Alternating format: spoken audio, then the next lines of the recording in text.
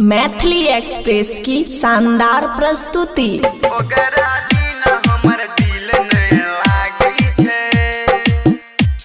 खुशी recording studio बलुआहा।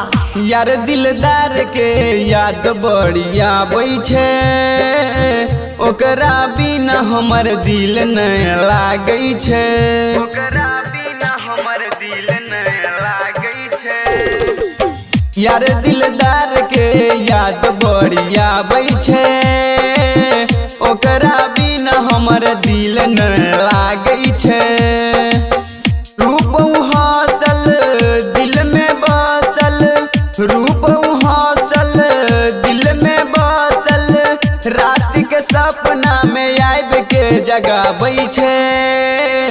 यार दिलदार के याद बड़ी आबै छे, ओकरा बिना हमर दिल नहीं लागै छे।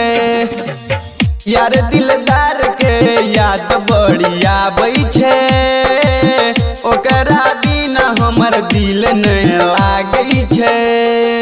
डीजे गुड मधुबनी, ओकरा बिना हमर दिल नहीं लागै छे, ओकरा बिना हमर दिल नहीं लागै छे। पहले हमर दिल एते रहे नहीं बेचैन, जब से प्यार भेलै होइ छै जगिए के बिहान।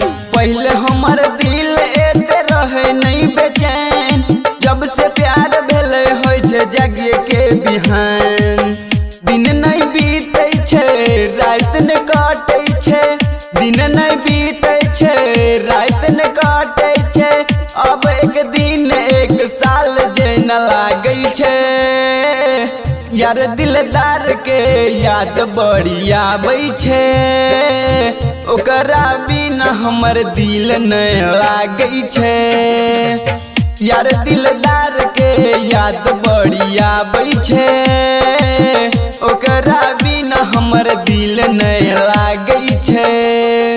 DJ good Madhubani, DJ good Madhubani, ओकरा बिना हमर दिल नहीं लागै छे, ओकरा बिना हमर दिल नहीं लागै छे। अब तो ओकरा बिन भेलै जियल मुश्किल, हमरा बिना जान के ना रहै छै हसिल।